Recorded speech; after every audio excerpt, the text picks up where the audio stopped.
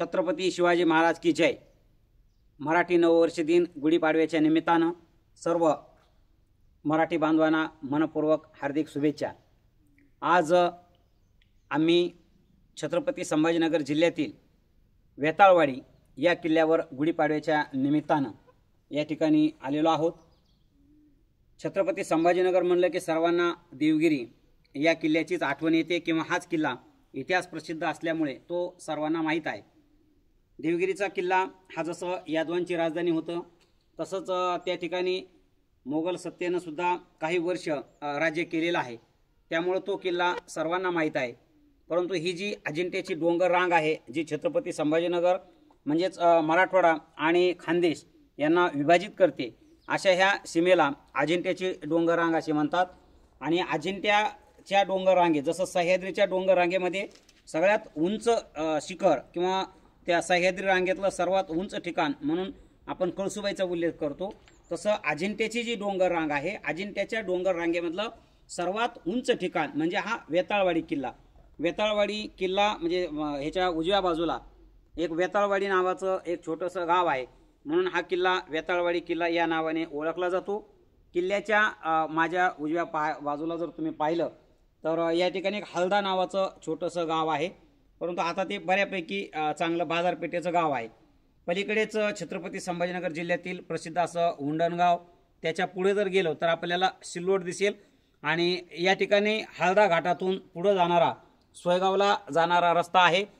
जुन्या काळामध्ये देवगिरी हे एक राजधानीचं शहर होतं, राजधानीचा किल्ला होता आणि मग त्या किल्ल्यावर देखरेख ठेवण्यासाठी काही किल्ल्यांच्या उपरांगा तयार करण्यात आलेल्या आहेत। आणि मग छत्रपती संभाजीनगर जळगाव या जिल्ह्याच्या सीमेवर म्हणजेच छत्रपती संभाजीनगर जिल्ह्याचा जर विचार केला आपण तर कन्नड, सोयगाव आणि सिल्लोड ह्या तालुक्याच्या सीमेवर 7 ते 8 किल्ले आपल्याला या ठिकाणी पाहायला मिळतात आणि हे सर्व किल्ले अतिशय मजबूत आणि सुस्थितीत आहेत। आता आपण ज्या किल्ल्यावर आलेलो आहोत जसं की हा वेताळवाडीचा किल्ला आहे, तर हा किल्ला बघत असताना ह्याची तटबंदी बघत असताना आपल्याला दौलताबादच्या किल्ल्याची आठवण यावी इतकी ही तटबंदी मजबूत आहे। किल्ल्याचा घेर आणि विस्तार हा सुद्धा खूप मोठा आहे। तर हा जो किल्ला आहे वेताळवाडीचा किल्ला हा एक साधारण म्हणजे ह्याच्यामध्ये इतिहासामध्ये 2 प्रभाव पडतात। काहींचं मत असं आहे की हा गुप्त काळामध्ये बांधलेला असावा, इसवी सन पूर्व काळामध्ये, आणि काही इतिहासकारांचं असं सुद्धा मत आहे की हा किल्ला यादवकालीन याचं बांधकाम असावं। मग यादवकालीन जर याचं बांधकाम गृहीत धरलं तर ह्याच्या बांधकामाचं वर्ष येते साधारण 11वं शतक, पण आज आपण पाहतो की आज आपण 21व्या शतकामध्ये आहोत। अतिशय तटबंदी अशा प्रकारची मजबूत आहे। किल्ल्याचा जो काही वरचा पसारा आहे हा सुद्धा खूप मोठा पसारा आहे। वेताळवाडीच्या गावाच्या दिशेने एक मजबूत दरवाजा आहे, ज्या दरवाजानं आम्ही या बाजूने आतमध्ये आलो हा सुद्धा दरवाजा अतिशय बुलंद आणि मजबूत आहे। त्याचबरोबर वर शरभ शिल्प सुद्धा आहे। वरच्या रचनेमध्ये जर पाहिलं आपण तर काही सरदारांचे वाडे, हा किल्ला रहदारीचा किल्ला नसून हा केवळ निगराणीचा किल्ला आहे, म्हणून या ठिकाणी एक थोडीफार शिबंदी असावी त्या काळामध्ये। तर वर सरदारांचे काही वाड्यांचे काही अवशेष, त्याचबरोबर काही धान्याचे कोठार आणि या ठिकाणी जिथं मी असा वर हात केलेला आहे ह्या बाजूला एक साधारण 6 फूट लांबीची एक तोफ आहे। एवढी फक्त या ठिकाणी आज आपल्याला दिसून येतं। सध्या महाराष्ट्र शासनाच्या दुरुस्तीच्या कामामध्ये इथून जवळच असलेले अंतूर किल्ला, जंजाळा किल्ला आणि त्यासोबतच हा वेताळवाडीचा किल्ला यांच्या बांधकामाची डागडुजीची सुद्धा कामं सुरू आहेत। हा परिसर अतिशय प्राचीन आहे कारण इथं जगप्रसिद्ध अजिंठ्याची लेणी इथं जवळ आहे। जंजाळा किल्ल्याच्या जवळच घटोत्कच लेणी आहे। त्याबरोबरच आपण ह्या वेताळवाडी किल्ल्याच्या जर थोडंसं पुढे गेलो तर या ठिकाणी एक रुद्रेश्वर नावाची लेणी आहे, तिथे एक गणेश मंदिर आहे, महादेवाचं मंदिर आहे आणि श्रावण महिन्यामध्ये त्या ठिकाणी सुद्धा भरपूर अशा प्रकारची गर्दी असते। डोंगराच्या एका गुहेमध्ये किंवा असं एक कप्प्यामध्ये म्हणजे अगदी डोंगर कपारीमध्ये फार मोठे अशा प्रकारचं तिथे एक शिव मंदिर आहे। तर त्या ठिकाणी सुद्धा म्हणजे रुद्र लेणी म्हणून तिची ओळख आहे। तर रुद्रेश्वर नावाचं मंदिर तिथं सुद्धा आहे, त्याची सुद्धा अशी ओळख आहे। हा परिसर अतिशय निसर्गदृष्ट्या संपन्न आहे। पळसाची भरपूर झाडं आहेत। आता उन्हाळ्याचे दिवस आहेत, पळस अतिशय फुललेला असल्यामुळे आपण जर गडावर फेरी मारली तर गडावर तुम्हाला इतकी प्रसन्नता वाटेल की सगळीकडे अक्षर लाल बुंद अशा प्रकारचा पळस तुम्हाला फुललेला त्या ठिकाणी दिसून येतो। डाव्या बाजूला जर आपण पाहिलं तर वेताळवाडीचं धरण आहे आणि आता म्हणजे जवळपास म्हणजे उन्हाळा अगदी मध्यावर आलेला आहे तरी सुद्धा त्या धरणामध्ये भरपूर पाणी आहे आणि धरणाचं पाणी असल्यामुळं भोवतालची शेती ही सिंचनाखाली आहे. म्हणून आपण जर गडाच्या पायथ्याला पाहायला गेलो तर आपल्याला भरगच्च अशा प्रकारची हिरवीगार शेती अशी सगळीकडे पाहायला मिळते. मराठवाड्याचा जो भूगोल आहे या भूगोलाला अनेक वर्षाच्या इतिहासाची साक्ष आहे. आणि मग इतिहासाची साक्ष जर समजा पुन्हा पुन्हा अभ्यासायची असेल तर आपल्याला भूगोलाला साक्षीला ठेवावं लागतं. म्हणजे इतिहास आणि भूगोल ह्या दोन गोष्टी वेगवेगळ्या नसून ह्या परस्पर पूरक आहेत. दोन्हींचा जर एकत्रित अभ्यास केला तर आपल्याला आपल्या पूर्वजांच्या पराक्रमाचा वारसा त्याचबरोबर पूर्वजांच्या संस्कृतीचा वारसा कळण्यासाठी मदत होते. म्हणून आपण गडकिल्ल्याच्या वाटा चालल्या पाहिजेत. आमचा शिवऊर्जा प्रतिष्ठानचा दर महिन्याला एक किल्ला मोहीम ही असते. मागच्याच महिन्यामध्ये छत्रपती शिवाजी महाराज यांच्या जयंतीनिमित्तानं आम्ही याच परिसरातले 3 किल्ले हे त्या ठिकाणी पाहिलेले होते. या बाजूचीच आम्हाला एक 4 ते 5 किल्ले पाहण्याचा आमचा मानस होता. म्हणून तो मानस आम्ही आज गुढीपाडव्याच्या मुहूर्तावर ती इच्छा आम्ही आमची आज पूर्ण केलेली आहे.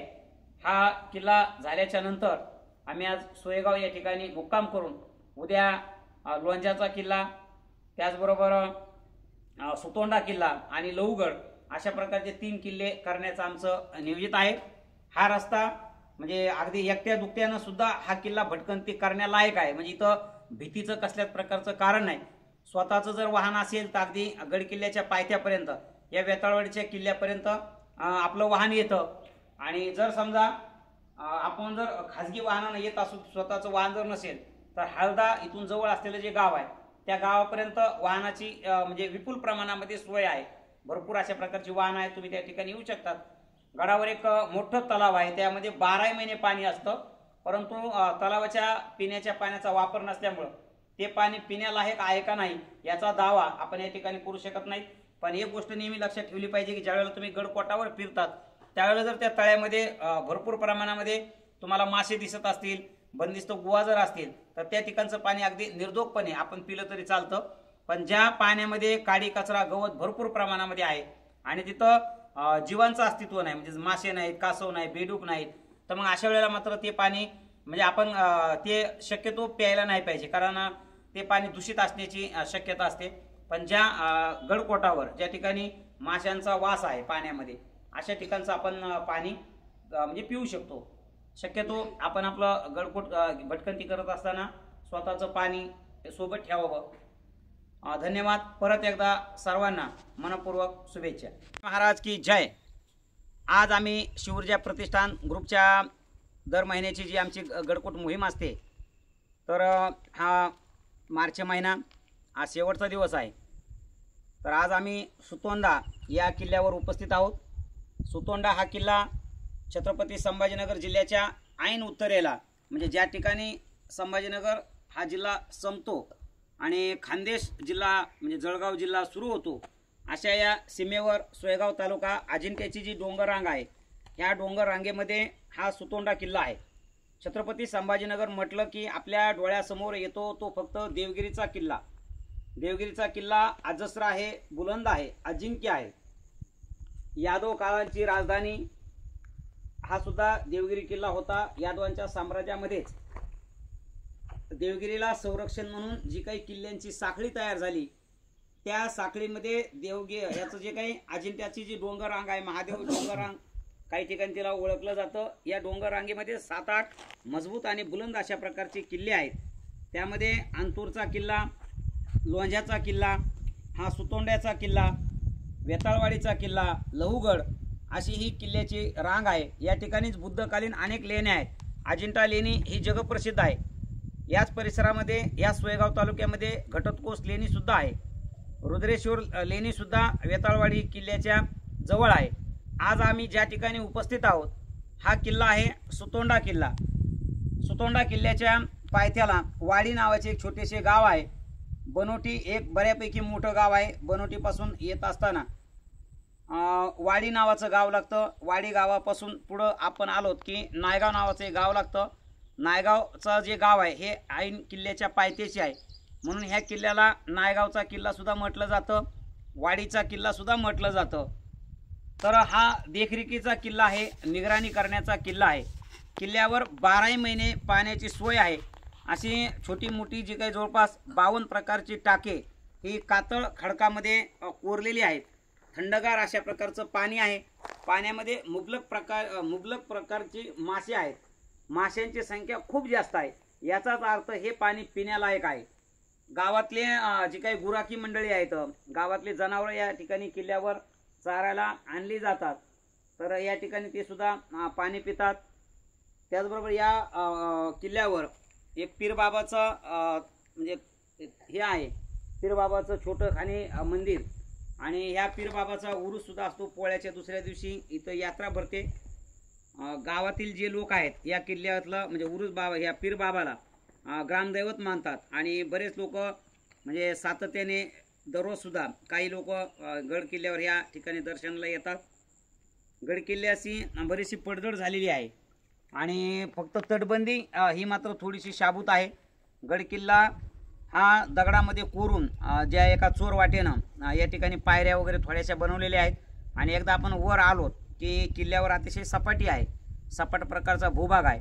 पण ह्या किल्ल्यावर ज्यावेळेला आपण अनोळखी लोक येतो त्यावेळेला कोणाला तरी स्थानिकच्या माणसाला आपण सोबत आणलं पाहिजे। एकतर त्यामुळे काय होतं की आपला रस्ता चुकण्याची जी शक्यता असते ती शक्यता थांबते, कारण हा जो परिसर आहे हा जनावर चरण्याचा परिसर आहे। त्यामुळं जनावरांच्या पावलामुळं अनेक वाटा तयार झाल्या आहेत। माणूस चुकून दुसऱ्या वाटेला जाऊ शकतो, आणि जंगल भटकंतीमध्ये जर कधी आपला रस्ता चुकला तर माणूस म्हणजे परत तो मूळ रस्त्यावर येत नाही। त्यामुळं एक स्थानिकचा व्यक्ती आपण आणला पाहिजे।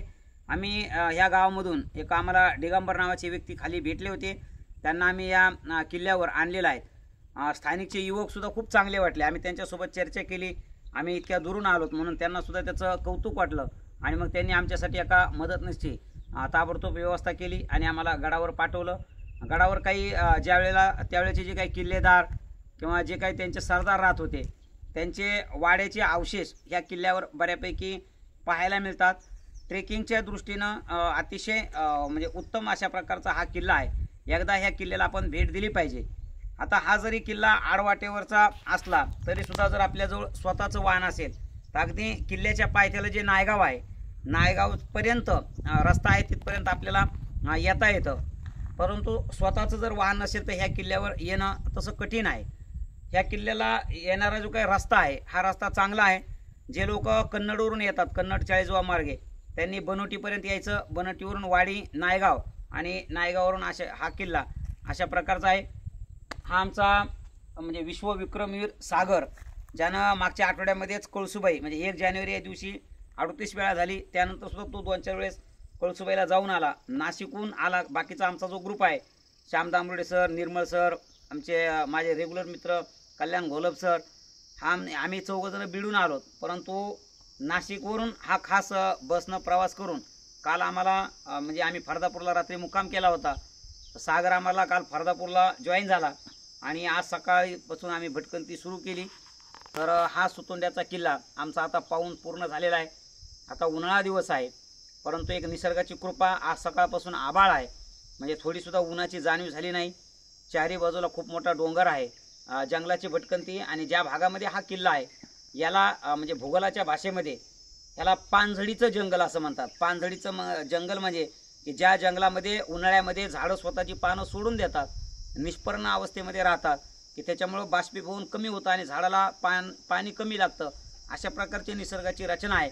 हा जो भूभाग आहे हा पानझडीच्या जंगलामध्ये येतो, त्यामुळे झाडांनी सगळी पानं सोडून दिलेली आहेत। आपल्यालाही फक्त म्हणजे वार्धक्यानं जर्जर झालेलं जसं एखादा गावातील एखादा पोक्त माणूस असतो, शरीर त्याचं म्हातारं असतं, तर अशा प्रकारची ही म्हातारी झाडं आहेत, आणि ही पावसाची वाट बघत आहेत, कारण पाऊस पडल्यानंतर ही झाडं परत एकदा तरुण होणार आहेत। तर दाट झाडीचा असा परिसर आहे। पावसाळ्यामध्ये येणं थोडंसं अवघड आहे, कारण गवताची उंची खूप आहे, गवत वाढलेल्यामुळं रस्ता वगैरे व्यवस्थित सापडत नाही। परंतु उन्हाळ्यामध्ये थोडंसं पिण्याचं पाणी पुरेसं जर आपण सोबत घेऊन आलात, किल्ल्यावर पिण्याचं पाणी आहे, आपण ही भटकंती नक्की केली पाहिजे। सर्वांना परत एकदा गुढीपाडवा व रमजान ईद या दोन्ही सणाच्या पार्श्वभूमीवर सर्वांना मनपूर्वक शुभेच्छा देतो, आणि आमच्या भटकंती करणारे जे काही माझा मित्रपरिवार आहे यांना आवाहन करतो की आपण सातत्याने भटकंती केली पाहिजे। इतिहास शिकत असताना भूगोलाच्या जर साक्षीनं तो शिकला तर तो आणखी परिणामकारक होतो, आपल्या लक्षामध्ये राहतो। त्याचबरोबर एक नवीन प्रकारची अनुभूती येते, नव्या लोकांसोबत ओळखी होतात, अनुभवांची देवाणघेवाण होते. तर यासाठी ह्या गडकोटाच्या वाटा आपण चालल्या पाहिजेत. आज आमची या ठिकाणी सुतोंडा मोहीम ही पूर्ण झालेली आहे. गडाच्या पायथ्याला खाली गेल्यानंतर जेवण वगैरे करून आम्ही एक लांजाचा किल्ला सुद्धा आजच करणार आहोत. अशा प्रकारे ही भटकंती आमची या ठिकाणी पूर्ण झाली आहे. सर्वांना परत एकदा शुभेच्छा. जय शिवराय. छत्रपती शिवाजी महाराज की जय. गडकोट भटकंतीच्या निमित्तानं शिवऊर्जा प्रतिष्ठान आयोजित दर महिन्याच्या मोहिमेमध्ये काल गुढीपाडव्याच्या निमित्तानं आम्ही वेताळगडचा किल्ला भटकंती केला होता. छत्रपती संभाजीनगरच्या उत्तर जिल्ह्याला उत्तर दिशेला जी काही देवगिरीला संरक्षण देण्यासाठी किंवा देवगिरी किल्ल्यासाठी रसद पुरविण्यासाठी जे काही किल्ल्यांची रांग उभी केलेली आहे, जवळपास 7 ते 8 किल्ल्यांची ही साखळी आहे. तर याच साखळीमधला ज्या किल्ल्याची आम्ही आज ओळख करून देणार आहोत तो किल्ला आहे लोंजा किल्ला. इथं जवळ एक लोंजा नावाचं गाव असल्यामुळं ह्या किल्ल्याचं नाव लोंजा किल्ला आहे. पण ही जी डोंगर रांग आहे हिला महादेवाचं टोक किंवा महादेवाचं टाकं असं म्हणून ओळखलं जातं. म्हणून ह्या किल्ल्याला महादेव टाकं या नावाने सुद्धा ओळखलं जातं. ही एक अतिशय प्रशस्त अशी गुहा आहे. आतमध्ये आपण बघू शकता या ठिकाणी सुंदर अशी महादेवाची पिंड आहे. अनेक गडकोटावर देवी देवता असतात, महादेवाची पिंड असतात, म्हणजे शिव मंदिर असतात. रायरेश्वरावर जे आपण पाहिलं तिथं सुद्धा महादेवाची पिंड आहे. कोंढाणेश्वर, त्याचबरोबर रोहिडेश्वर, केंजळगड असे अनेक गड किल्ले जर आपण पाहिले की त्या ठिकाणी महादेवाचं म्हणजे आपल्याला शिवपिंड जी आहे ती त्या ठिकाणी दिसून येते. आणि अनेक किल्ले असे की तिथं तुम्हाला गड देवता दिसतात. जसं की रायगडावर जर गेलो तर आपण तर शिर्के यांचं कुलदैवत असलेली शिरकाई देवी, त्याचबरोबर केंजळगडावर केळंजाई देवी, त्यानंतर आणखी आपल्या कोरलाई किल्ल्यावर कोरलाईची देवी, असं अनेक ज्या गड किल्ले आहेत म्हणजे बऱ्याच ठिकाणी देवी देवतांचं वास्तव्य आपल्याला त्या ठिकाणी दिसून येतं. हा जो किल्ला आहे लोंजा किल्ला, तर इथं सुद्धा एक अतिशय सुंदर असं प्रशस्त असं शिवमंदिर आहे. ही प्राचीन काळामध्ये गुहा आहे. त्या गुहेमध्ये आपण जर असं बघितलं या ठिकाणी असणारे जे काही खांब वगैरे आहेत ते खांब वगैरे आपल्याला दिसून येतात. प्रशस्त अशा प्रकारची गुहा आहे. आणि अजिंठ्याचा जो परिसर आहे हा बौद्ध लेणींसाठी सुद्धा प्रसिद्ध आहे. तर आपण असं जर पाहिलं ह्या डोंगर रांगेमध्ये तर अनेक ठिकाणी गुहा आपल्याला या ठिकाणी दिसून येतात. घटोत्कच लेणी जी आहे ही सुद्धा याच परिसरामध्ये आहे. ह्या बाजूला जर गेलो तर आपण 12 महिने पिण्याचं पाणी असणारं अतिशय सुंदर अशा प्रकारचं टाकं आपल्याला त्या ठिकाणी दिसून येतं. तर इथं स्वच्छ पिण्याचं पाणी आहे. तर हा जो किल्ला आहे हा अतिशय आडवाटेवरचा किल्ला आहे. स्वतःचं जर वाहन नसेल तर आपण ह्या किल्ल्यावर येऊ शकत नाहीत. कारण हा जो किल्ला आहे हा म्हणजे जर आपण चाळीसगाव मार्गे जर येणार असू तर चाळीसगावून जो काही सोयगावला रस्ता जातो ह्या रस्त्यातला जातानाच वाटामध्ये आपल्याला नागद नावाचे एक गाव लागते. त्या ठिकाणीच नागदच्या जवळच कोपऱ्यावर एक छोटंसं खेड आहे प्रेमनगर. प्रेमनगरवरून ज्यावेळेला आपण उजव्या बाजूला वळतो तर ती जी आलेली कच्ची सडक आहे ती आपल्याला थेट या गडाच्या पायथ्याला घेऊन येते. त्या गडाच्या पायथ्यालाच समृद्ध अशा प्रकारची शेती आहे. हा भोवतालचा परिसर अतिशय उंच अशा डोंगरानं बंदिस्त केलेला आहे. आणि ह्या डोंगर रांगेमध्ये सुंदर सुंदर प्रकारची ही अशी पाण्याची टाकी आहे. या ठिकाणी एक सिद्ध पुरुष राहतात जे या गडाची देखभाल करतात. त्याचबरोबर या ठिकाणची जी काही त्यांची दैनंदिन पूजापाठ असते ती सुद्धा दैनंदिन सुरू असते. आता आपण जे बघत आहात ते ठिकाणी पाण्याचं टाका आहे. ऐन किल्ल्याच्या तटबंदीमध्ये किल्ल्याच्या काळ्या पाषाण असलेल्या कोपऱ्यामध्ये हे कोरलेलं आहे आणि पाणी त्याच्यामध्ये साठवून राहतं. हे जे पाणी आहे हे पावसाचं पाणी जे काय गड किल्ल्यामध्ये मुरतं आणि मुरल्यानंतर जे काय पाणी पाझरून येतं त्या काळ्या घोर खडकामधून तर ते पाणी त्या ठिकाणी साचलेलं आहे. हेच पाणी या गडावर जे काही लोक भाविक येतात. रस्ता पण अतिशय मळलेला आहे आणि पूर्णपणे सिमेंट पायऱ्यानं हा रस्ता इथपर्यंत येण्यासाठी बनवलेला आहे।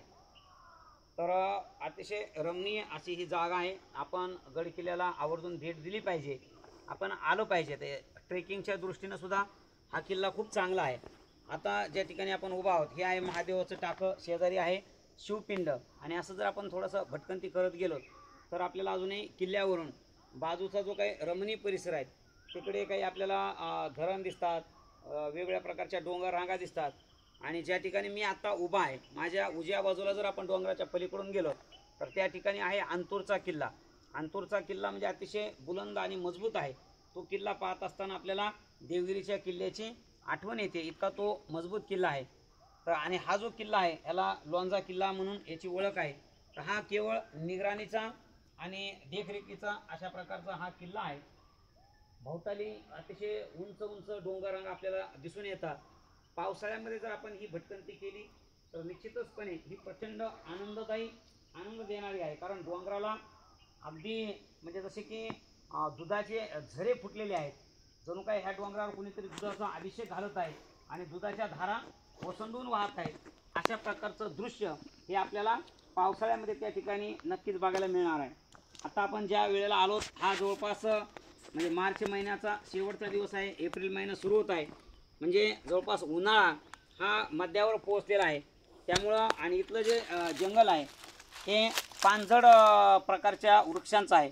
त्यामुळे आणि इथं सगळ्यात जास्त सागवानाची झाडं आहेत। सागवानाच्या झाडांना आता सगळी पानं सोडून दिलेली आहेत, फक्त लाकूड जे म्हणणं आहे म्हणजे झाडाचं जे मूळ शरीर आहे तेवढं ते त्या ठिकाणी उभं आहे, बाकीचे सगळी पानगळ झालेली आहे। त्यामुळे आपल्याला जंगलामध्ये सगळीकडं गळालेली पानं वगैरे त्या ठिकाणी दिसतात। म्हणजे जो काही डोंगर आहे हा डोंगर आता सध्या म्हणजे हिरव्यागार वनराईनं नटलेला नाही, परंतु त्याचं जो काही उघडं पडलेलं शरीर आहे त्याच्यावरून आपण त्याच्या बुलंदपणाची, त्या किल्ल्याच्या मजबूतीची, त्या डोंगर रांगेच्या भव्यतेची आपण एक कल्पना करू शकतो। अशा प्रकारची ही मजबूत अशी बुलंद अशी ही प्रकारची डोंगर रांग आहे। मी माझ्या मित्रपरिवारासोबत आज या ठिकाणी लोंजा किल्ल्याला भेट दिलेली आहे आणि आता आम्ही परतीच्या मार्गावर आहोत। अतिशय एक सुंदर ठिकाण या ठिकाणी आम्ही आलोत आणि पाहिलं, या गोष्टीचा आम्हाला म्हणजे खूप आनंद आहे आणि समाधान आहे। परत एकदा मराठी नववर्ष दिनाच्या निमित्तानं सर्वांना मनपूर्वक शुभेच्छा। आज रमजान ईद आहे, मुस्लिम बांधवांसाठी हा पवित्र सण आहे। माझ्या सर्व मुस्लिम बांधवांना सुद्धा या गडकोटाच्या उंची इतक्यात सर्वांना शुभेच्छा। धन्यवाद।